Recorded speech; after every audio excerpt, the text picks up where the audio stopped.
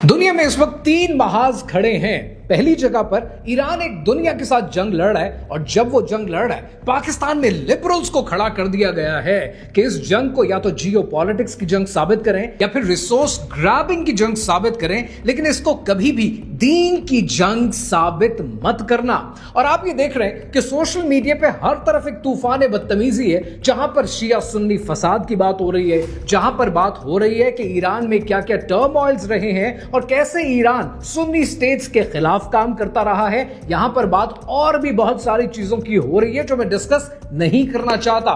Day one से मैंने जब से कंटेंट बनाना शुरू किया है, मैंने जियो पॉलिटिक्स को कवर किया, मैंने प्रोफेसीज को कवर किया, मैंने सोशल इश्यूज को कवर किया और जब से ये जंग शुरू हुई है मैंने आपसे बारहा कहा है कि ये ईमान की जंग है, ये दीन की जंग है। और मैं अहले सुन्नत वल जमात से होकर भी ईरान को सपोर्ट कर रहा हूं, क्योंकि मैंने वैसे भी कभी फिरका वारियत की बात नहीं की, हमेशा जोड़ने की बात की है। और ये अगर आपको अब भी यकीन नहीं है कि ये ईमान की जंग है तो जरा उठाकर देख लें कि आपके दुश्मन के कैंप में क्या चल रहा है। जब आप देखेंगे तो आप ये देखेंगे कि इवन रिपब्लिकन पॉलिटिशियंस खड़े होकर बाआवाज़े बुलंद कह रहे हैं कि ये ईमान की जंग है, ये क्रूसेड की जंग है। मैं क्या कहूंगा और क्या दिखाऊंगा कि आप मानेंगे? क्या मैं आपको सेक्रेटरी ऑफ वॉर पीटर हेगसेट के टैटू दिखाऊं जो साफ अल्फाज में बताते हैं कि उसमें काफिर लिखा है, या मैं आपको ये बताऊं कि उन्होंने अपनी किताब में लिखा क्या है, या मैं आपको टेड क्रूज की स्पीचेस दिखाऊं? So you've come out for regime change in Iran as distinct just from taking out the nuclear sites.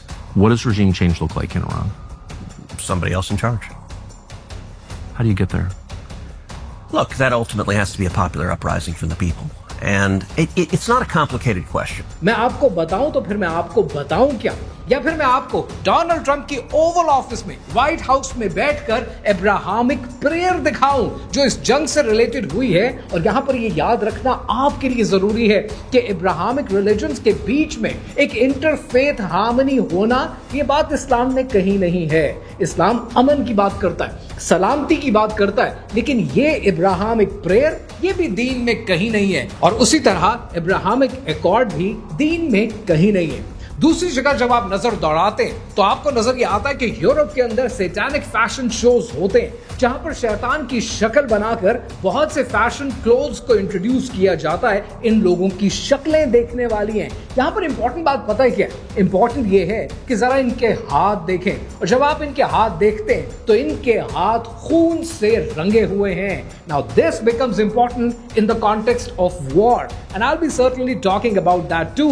और तीसरी जगह जब आप देखते हैं तो आपको यह नजर आता है कि खुद जुडाइज्म के रबाई ये कहते हैं कि जिस दिन ग्रेटर इसराइल बन जाएगा उस दिन आप, मैं, आपके बच्चे, मेरे बच्चे, हर यहूदी को, हर कौम यहूद के एक आदमी को गोयम्स, आप और हम जो नॉन जूज हैं हमें ये गोयम कहते हैं, तो हम में से 2800 गोयम्स हर यहूदी को दिए जाएंगे, यानी हम गोयम बनेंगे। और ये गोयम का concept Lord of the rings के गोलम से कुछ ज्यादा फर्क नहीं है, ये गुलाम का कॉन्सेप्ट है। और इसीलिए ये ग्रेटर इसराइल की बात करते हैं। और जब ये ग्रेटर इसराइल की बात करते हैं ये कोट करते हैं जेनेसिस को, जकरिया को, ये कोट करते हैं तालमुद को और तालमुद की रिबैनिक डिबेट्स को।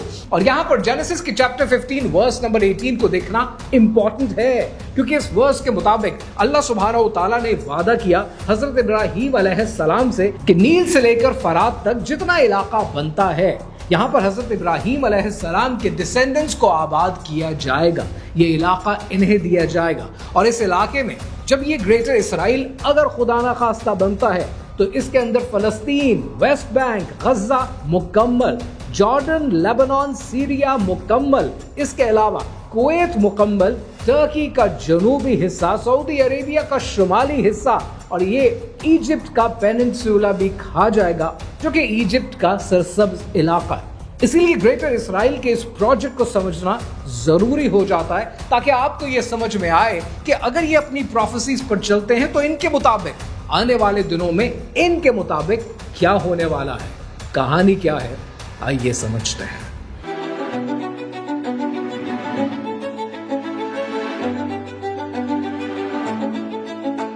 ये कहानी शुरू होती है सन 1299 में, जब एक सल्तनत का आगाज हुआ। एक ऐसी सल्तनत जिसने दुनिया के 3 बर्रे आज़मों पे अपनी हुकूमत बनाई। एक ऐसी सल्तनत जिसने 600 साल तक राज किया। एक ऐसी सल्तनत कि जिसमें मॉडर्न डे कंट्रीज को शामिल करें तो आज का तुर्की, इजिप्ट, इराक, सीरिया, फलस्तीन, Jordan, Lebanon, Saudi Arabia, Libya, Algeria, Tunisia, Greece, Bulgaria, Romania, Hungary और बहुत से मुल्क इसमें शामिल थे। ये मुसलमानों की आखिरी पॉलिटिकल पावर थी और इसे खिलाफत कहते थे। ये खिलाफत मुसलमानों के लिए एक मशले राह थी। ये मुसलमानों की यूनिटी की अलामत थी कि जहां पर रिसोर्सेज शेयर किए जाते थे, जहां पर खिलाफत को मजबूत बनाया जाता था। और 600 साल तक का राज ये साबित करता है कि 600 साल दुनिया में अमन रहा और उस अमन के नतीजे में जो ज़ायनिस्ट थे वो खड़े हो गए। और 600 साल के बाद सन 1897 में बासेल, स्विट्जरलैंड के अंदर थियोडोर हर्जल ने एक वर्ल्ड ज़ायनिस्ट कांग्रेस बुलाई। उस कांग्रेस में उसने ये कहा कि हम यहूदी 2000 साल से रोमन्स के हमला आवर होने के बाद से पूरी दुनिया में स्कैटर्ड है और पूरी दुनिया के कल्चर में जहां जहां हम रहते हैं, हम उन कल्चर्स में एक दूसरे के साथ मिलकर रहने की कोशिश करते हैं। हम उन कल्चर्स में एडजस्ट करने की कोशिश करते हैं, लेकिन हमें सुकून कहीं नहीं मिलता। हमें सुकून मिलेगा जब हम अपने ही अमाजगाह में जाएंगे, जब हम फलस्तीन में लौटेंगे। वर्ल्ड ज़ायनिस्ट कांग्रेस के इस कांग्रेगेशन के बाद थियोडोर हर्जल ने राब्ता किया खलीफा वक्त से, यानी सुल्तान अब्दुल हमीद दोयम से। और सुल्तान अब्दुल हमीद दोयम को यह पेशकश की कि जितनी भी सल्तनत उस्मानिया का कर्जा है यह कौम यहूद चुकाएगी, बदले में हमें फलस्तीन चाहिए। जिसमें सुल्तान अब्दुल हमीद दोयम ने कहा कि फलस्तीन तो बहुत दूर की बात है, अगर जमीन का 1 फुट इलाका भी, 1 फुट रकबा भी मुझसे मांगोगे तो वो मैं देने से इनकार करूंगा, क्योंकि ये वो जमीन है जो मुसलमानों ने अपना खून देकर हासिल की। और अगर तुमने इसको हासिल कर भी लिया तो हम दोबारा अपना खून देकर इसे वापस हासिल करेंगे। सुल्तान अब्दुल हमीद दोयम के इस बयान के बाद जो 1901 में उन्होंने थियोडोर हर्जल को दिया, वहां से वर्ल्ड ज़ायनिस्ट कांग्रेस ने और दुनिया के ज़ायनिस्ट ने यह फैसला किया कि जब तक मुसलमानों की खिलाफत का खात्मा नहीं होता, जब तक सल्तनत उस्मानिया का खात्मा नहीं होता, ज़ायनिस्ट का प्रोग्राम आगे नहीं बढ़ सकता।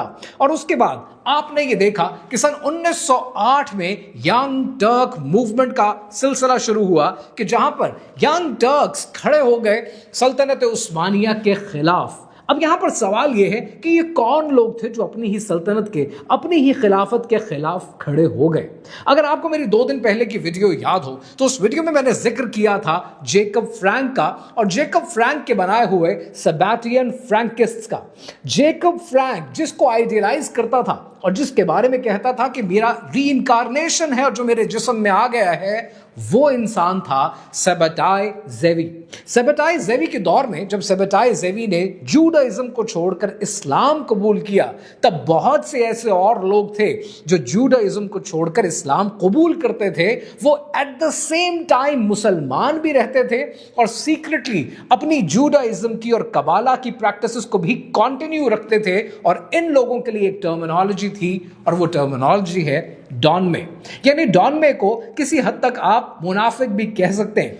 वो डॉन में जो मुनाफिकीन की कौम थी, उन्होंने यंग टर्क्स मूवमेंट का आगाज किया और इस बात को सन 2010 में कमेंट्री मैगजीन के अंदर हिस्टोरियन हिलेल हेल्किन ने शामिल किया और कहा है कि यंग टर्क्स मूवमेंट के अंदर डॉन में शामिल थे। 1908 में जो मूवमेंट शुरू हुई उसका नतीजा ये निकला। 1909 में सुल्तान अब्दुल हमीद दोयम को तख्त छोड़ना पड़ा और 1918 में जंग अजीम का खात्मा हुआ और मुसलमानों की वो सल्तनत, वो खिलाफत जो 600 साल पर मुहित थी, वो 10 साल में गिर गई। सल्तनत उस्मानिया का खात्मा हुआ और ग्रेटर इसराइल का काउंटडाउन का आगाज हुआ। सन 1916 में लंदन में जबकि जंग अजीम चल रही थी, तब एक कमरे के अंदर, एक होटल के अंदर एक खुफिया मुलाकात होती है। इस मुलाकात के अंदर 2 लोग शामिल हैं। पहला है सर मार्क साइक्स जो कि ब्रिटिश डिप्लोमैट है और दूसरा है फ्रैंकोइस जॉर्जस पिकेट जो कि एक फ्रेंच डिप्लोमैट है। यानी एक ब्रिटिश डिप्लोमैट और एक फ्रेंच डिप्लोमैट की इन दोनों की मुलाकात होती है क्योंकि उस दौर में सन 1916 में ये दो मिलिट्री पावर्स दुनिया में बहुत स्ट्रांग थी। इस मुलाकात के अंदर ये मिडिल ईस्ट का नक्शा फैलाते हैं अपने आगे और लाइनें खींचना शुरू कर देते हैं कि कौन सा इलाका किसे मिलेगा। किसी मुसलमान से कंसल्टेशन के बगैर, किसी से पूछे बगैर ये लाइनें खींचते हैं और ये खुफिया डॉक्यूमेंट एग्रीमेंट बन जाता है जिसे आप साइक्स पिकेट एग्रीमेंट के नाम से जानते हैं। बहुत से लोग इसके बारे में बहुत कुछ जानते हैं लेकिन एक पर्टिकुलर एंगल है जो बड़े कम लोगों को इसका पता है। इस एग्रीमेंट के अंदर ये कहते हैं कि ये जो ब्राउन एरियाज हैं इनका फैसला हम करेंगे एज इंटरनेशनल एडमिनिस्ट्रेशन और इनको किसको देना है ये फैसला करेंगे रशिया से मशवरा करने के बाद, एलाइज से मशवरा करने के बाद और शरीफ मक्का से मशवरा करने के बाद। अब यहां पर आपको ये समझना चाहिए कि मुसलमान कभी भी कुव्वते बाजू पर नहीं हारा। मुसलमान जब भी हारा है हमेशा गद्दारी की वजह से हारा है। ये तारीख उठाकर देख लें और इस तारीख के लिए आपको movie the Lawrence of Arabia भी देखनी चाहिए। कहीं ना कहीं किसी न किसी स्ट्रीमिंग प्लेटफॉर्म पर आपको मिल जाएगी। 1916 के बाद 1917 आता है और 1917 में फिर बैलफोर डिक्लेरेशन आता है जहां पर खुद ब्रिटिश गवर्नमेंट लिखती है खत एक बैंकर को। ये बैंकर कौन है? ये बैंकर है रॉथशाइल्ड जिन्हें आप रॉथशील्ड भी कहते हैं। ये लायनल वॉल्टर रॉथशाइल्ड को क्यों लिखते हैं? वो इसलिए लिखते हैं क्योंकि वो ज़ायनिस्ट फेडरेशन का लीडर है। और लिखते क्या है कि ब्रिटिश गवर्नमेंट ये चाहती है कि हम फलस्तीन में यहूदियों के लिए एक इलाका मुख्तस करें जहां पर कौम यहूद जिंदगी गुजार सके। सवाल ये है कि 1917 में लिखा जा रहा है। ये आपको पूरा गेम प्लान समझना पड़ता है क्योंकि कहीं पर भी कोई भी हादसा नहीं है। Nothing is accidental. ये सब एक सीक्वेंस है और ये सब एक सीक्वेंस है ग्रेटर इसराइल की तामीर के लिए। अब आप यहां पर 1917 के बेलफोर डिक्लेरेशन की अगर ब्रिटिश गवर्नमेंट को देखते हैं तो आपको क्या समझ में आता है? ये वो 2800 गोयम्स में से हैं जो अपने आकाओं को रॉथशाइल्ड को खुश रखना चाहते हैं क्योंकि रॉथशाइल्ड करते ही यही है कि वो दुनिया के सेंट्रल बैंक्स के पीछे आकर खड़े हो जाते हैं। तारीख उठाकर देख लें, ये डॉक्यूमेंटेड हिस्ट्री बता रहा हूं। I am not saying something कि जिसका सोर्स ये हो कि ट्रस्ट मी ब्रो। ये मैं करता नहीं हूं और हमेशा प्रूफ के साथ बात करता हूं। आप बैंक ऑफ इंग्लैंड की हिस्ट्री उठाकर देखें और फिर आप फेडरल रिजर्व की हिस्ट्री उठाकर देखें।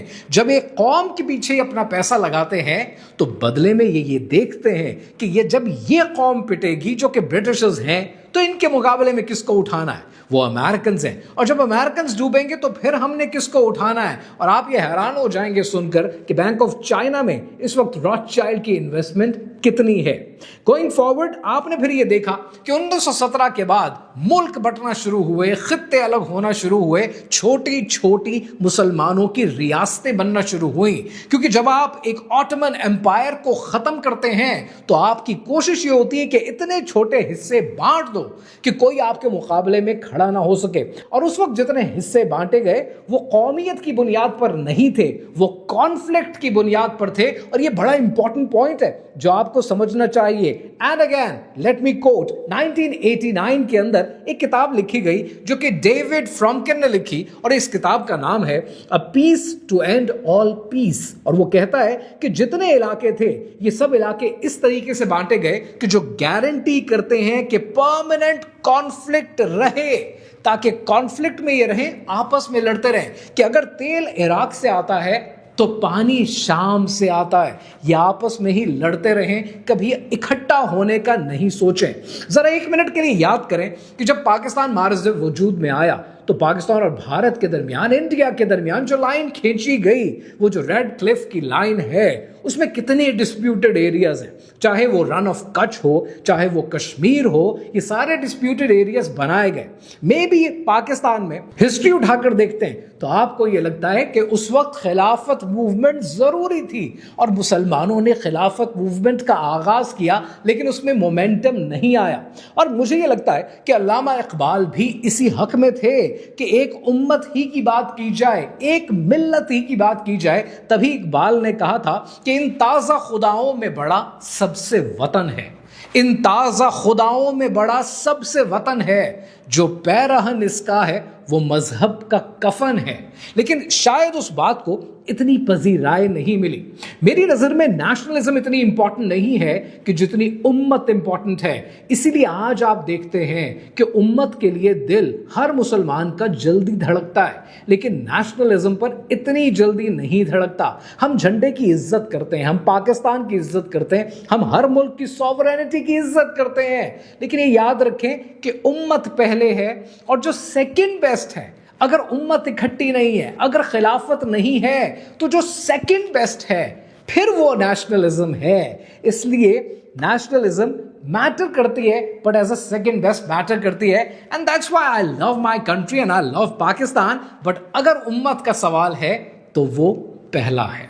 सन 1982 में एक इजरायली जर्नलिस्ट ने एक आर्टिकल लिखा। यह आर्टिकल इसलिए इंपॉर्टेंट है क्योंकि वो सिर्फ एक जर्नलिस्ट नहीं था, उसकी फॉरेन अफेयर्स पे कमांड भी थी। और ये आर्टिकल सिर्फ छपा नहीं, ये केवनेम की डायरेक्शंस में छपा, यानी कि ऐसा डॉक्यूमेंट जो तमाम कौम यहूद में सर्कुलेट होता है। इसने एक आर्टिकल नहीं लिखा, इसने एक ब्लूप्रिंट पेश किया, द ग्रेटर इसराइल का ब्लूप्रिंट। उसने ये कहा कि इसराइल तभी बचेगा जब वो रीजन के अंदर एक हेजमनी बनेगा और एक बड़ा इलाका बनेगा। और वो बनाने के लिए मुसलमानों के इलाकों पे न सिर्फ कब्जा करना पड़ेगा, इन्हें छोटी छोटी रियासतों में तोड़ना पड़ेगा।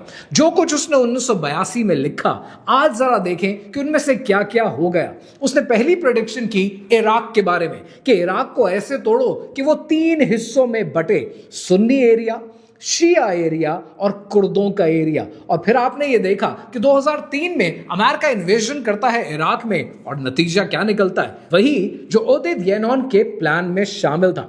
फिर उसने दूसरी बात की शाम की, सीरिया की, and as per the plan फिर सीरिया के ऊपर काम शुरू हुआ। बशार अल असद की हुकूमत गई और फिर सीरिया को जितने इलाकों में इसने बोला था, 4 इलाकों में, आज सीरिया एग्जैक्टली उन्हीं इलाकों में बटा हुआ है। उसने कहा था कि अलावी को अलग करो, एलेपो को अलग करो, दमिश्क को अलग करो और ड्रूज को अलग करो। और आपने ये देखा था कि तकरीबन 6-7 महीने पहले ड्रूज कितना ज्यादा खबरों में इन था, और वहां पर इन्वेजन के लिए इसराइल की फौजें पहुंच रही थी। और जो पपेट सरकार उन्होंने बिठा रखी है उसको आप मुझसे ज्यादा जानते हैं। फिर इसने तीसरी पेशन गोई की लेबनान के बारे में कि लेबनान के अंदर ग्राउंड फोर्सेस उतारो। एंड एज ऑफ नाउ जब मैं ये वीडियो बना रहा हूं, जरा खबरें उठाकर देख लें कि लेबनान में एग्जैक्टली हो क्या रहा है। सोचने की बात है कि अमेरिका और इसराइल मिलकर अटैक करते हैं ईरान के ऊपर, और ईरान बदले में जवाबी कार्रवाई करता है, और उसके बाद कुछ दिन की खामोशी होती है क्योंकि 6 दिन हो चुके हैं इस जंग को, और at the same time Israel Lebanon पर अटैक कर देता है। ये लॉजिक समझ नहीं आती जब तक आप ओदेद येनॉन के इस प्लान को समझते नहीं है। जहां पर वो लेबनान की बात करता है, वहीं पर वो सऊदी अरेबिया की बात करता है, और वो कहता है कि ये टेम्पररी एंटिटी है, सऊदी अरेबिया को पूरा हासिल नहीं करना, इसके कुछ पार्ट्स चाहिए। और फिर आप ये देखते हैं कि सऊदी अरेबिया के अंदर क्या क्या हो रहा है, किस तरह से मोसाद के एजेंट्स गिरफ्तार होते हैं क्योंकि वो ऑलरेडी मौजूद हैं। और फिर आपने 2023 भी देखा कि जब फेक स्टेट के प्राइम मिनिस्टर नेतन्याहू ने यूनाइटेड नेशंस में खड़े होकर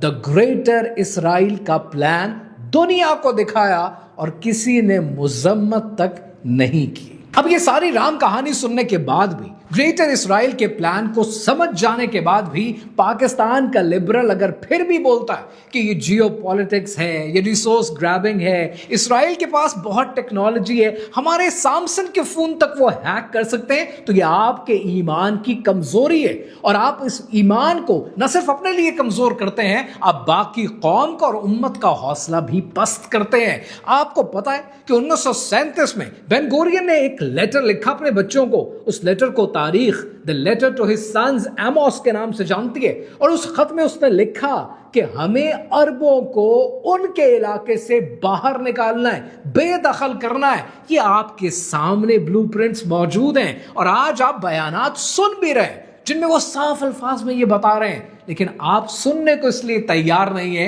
क्योंकि दिल ही दिल में इंटरनली डेलिबरेटली और अनडेलिबरेटली हमने अपने दिमागों में उन्हें अपना आका बना लिया।